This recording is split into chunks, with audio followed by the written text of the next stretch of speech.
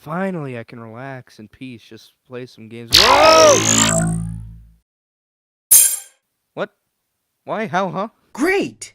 You weren't ripped apart at the quantum level. Okay, I'm here. You'll keep our bargain? Don't worry about it. You know I'm good for it. What bargain? I just told you, bonehead, to not worry. Now, I brought you here today because Review Tech USA has made another BS video about net neutrality. But why though? Didn't he make his point in the previous videos? It would seem that he hasn't. So, should we get started? Sure, why not? Oh hi, I'm the heretic. Hello, ladies and gentlemen. I am Sir Conservatarian. Hey everybody, it's your favorite Voluntarist Consumer here. Hit it! Skip it up and that up. So as we know, I've talked about it probably half a dozen times on this channel, net neutrality is repealed. Thank God. Let me guess, you're still upset about the priesthood of statism not having its tentacles in the internet. It's wrong that big monolithic corporations get to decide what to do with their own property. Hold on, isn't the federal government a corporation? It's wrong when big monolithic corporations decide what to do with their own property, but when they decide what to do with other people's property, then it's okay. Current FCC chairman Ajit Pai gutted net neutrality regulations in about mid-December, and a lot of people and states are very pissed off that net neutrality is gone. As a matter of fact, there have been surveys done that 83% of Americans from both political spectrums. Both political spectrums? One political spectrum is worthless, but two spectrums is double the worthlessness. Oh boy, right-left dichotomy nonsense, as though that proves anything. Wanted net neutrality kept in place, and the FCC still gutted it. If you really cared that much about democracy, why would this be decided at the FCC?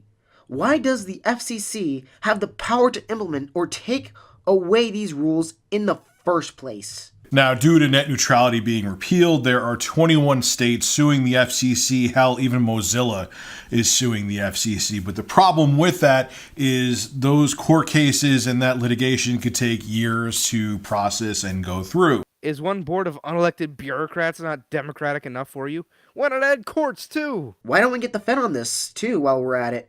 And the FBI. And Montana Governor Steve Bullock isn't willing to wait to sue the FCC and wait years upon years for net neutrality to be put back in place. Well, that's the government for you. Slow and inefficient. Good. A slow, inefficient government is a harmless government. He's actually signing an executive order to make sure net neutrality stays in place in Montana right now, and this is how he's doing it. Rich doesn't understand that an executive order is just an imperial decree. I guess it's okay if the decree is something he likes, though. Rich is not approaching this from a position of principles. He's scared and wants Big Brother to come in and stomp out the scary corporations. His executive order is going to require that all internet providers with a Montana governor contract have to abide by the net neutrality rules. Nothing like strong-arming companies to bend to your will, huh? That's not what it says, as you'll admit later, Rich. So that means any internet customers within the state of Montana that have an internet provider that also has government contracts, that means those internet providers have to keep net neutrality in place. It's a legal loophole that Montana is using, and it's pretty interesting. I wonder what his opinion on tax loopholes or gun buying loopholes is. Depends on if he likes him, I guess. Now, most major internet providers like AT&T, Charter, and Verizon have government contracts, so this affects them big time. That means if they want to keep their very, very profitable government contracts, they're going to have to abide by the net neutrality rules in Montana. I struggle to understand your obsession with net neutrality. The internet was fine before June 2015. There's something about Rich's obsession that's bothering me. He says he talked about this half a dozen times. Doesn't he hate having to repeat himself? Usually someone who repeats things is someone who's trying to drill a lie into your head. So he might be pulling one over on us, you guys. Now, FCC Chairman Ajit Pai is no fool. He may act like a fool, but he actually is a pretty smart guy. So when he crafted and put together the net neutrality repeal, he made sure to put in the legislation that individual states could not reinforce net neutrality rules themselves. Clever move, Ajit. But Montana Governor Steve Bullock is a pretty smart guy too. The legal loophole that he found is that this net neutrality executive order that he put in place is only for the government contracts, which isn't part of what the FCC imposed when they repealed net neutrality. Imposed a net neutrality repeal? That makes as much sense as drying a towel wetly. Sure, I'm glad that our leaders aren't petty and search out for flaws in each other's policies like children. Oh wait, remember when I said you were misleading your audience?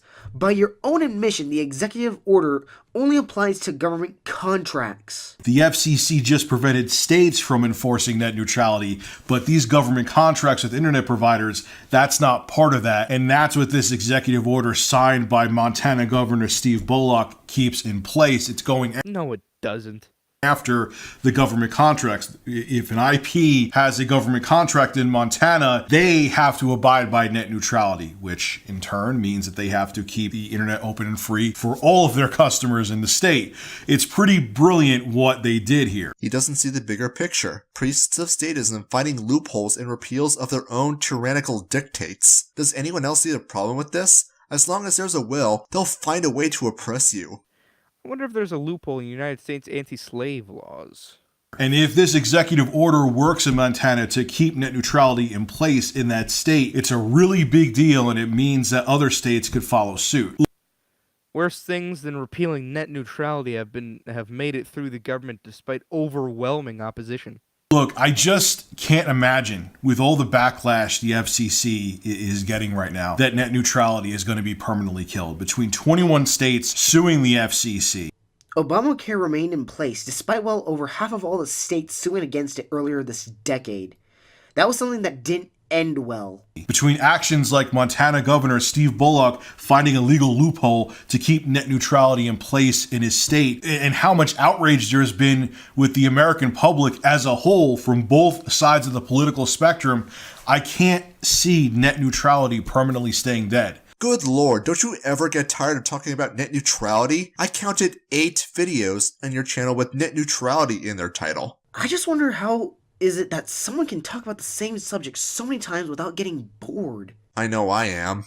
I just can't imagine that happening. The only way I could see net neutrality being permanently repealed is if the United States becomes a dictatorship. So not wanting to overregulate something is totalitarianism now?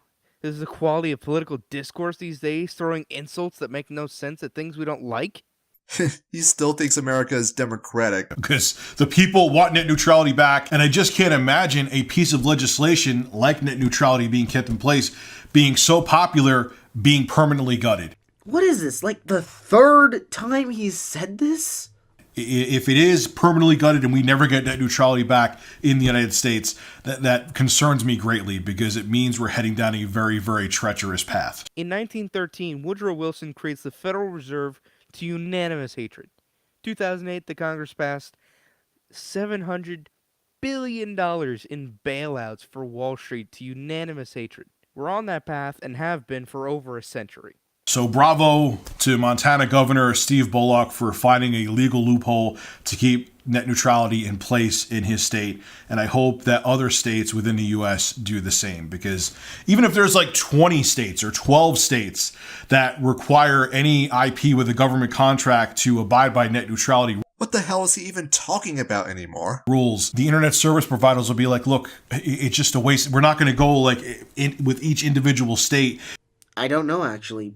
I don't speak ape. Maybe. I'm not convinced. And throttle certain websites in one state and not do it in another state. It's not financially worth our time. It's not financially worth their time to do this in the first place. That's why they didn't do it in the 20-plus year of the internet's history before 2015. We don't need the heavy hand of government force to make companies do what's already in their best interest. We're just going to unofficially keep the net neutrality rules in place anyway, because it doesn't serve our purposes to not keep net neutrality in place due to these government contracts that these states have, and the fact that we have to abide by net neutrality to keep these government contracts. So I think there's a coherent thought in there somewhere. This is just fear-mongering. It's the same binary fallacy that argues that if you don't want the government in charge of growing grain, then that means you want people to starve. Websites are not being throttled. They aren't being throttled. and they're never going to be throttled. I hope that happens. I hope to see like New York do the same thing and Florida do the same thing and California do the same thing that Montana did. And even if the net neutrality laws don't get put back into place anytime soon, we'll still have net neutrality due to the smart moves like what Montana Governor Steve Bullock did. This amount of repetition and rhetoric is what I would expect from someone who knows they aren't telling the truth. You're a liar and a charlatan, Rich. There, I said it. This is pure propaganda, not even the good kind either. That any internet provider that has a government contract has to abide by net neutrality rules. I hope to see other states do it. I think it would be a brilliant thing, and it would be a wonderful middle finger to Ajit Pai and the current FCC. This is Rich of Review Tech USA signing out. Have a good one. Don't really know what that was, but it was definitely something. I am disappointed in him, to say the least. He's fallen from grace. I expected better from you, Rich. I didn't. Calling him a liar was pretty extreme, Heretic. I don't care. I'm sick of talking about net neutrality, and he is clearly not being honest. If not to his audience, then certainly not to himself. I don't know how many times I need to say that the internet was fine before June 2015, before they understand what I'm trying to say. That the internet was fine before June 2015? The internet was fine before June 2015. Odd. It's almost as if there's people infested, making you forget that the internet is older than 2.5 years. Do you think this executive order or lawsuits will amount to anything? Well, it's hard to say when the politicians don't care about the will of the people. Fair point. Well, that was fun. Yeah, always fun to share the pain of this wretched hobby of ours. What about our agreement? Yes, the ice cream. Take this and take a picture of it. Ice cream, yes! Before you... I will see a picture of you eating that ice cream one day, Filthy. Mark my words.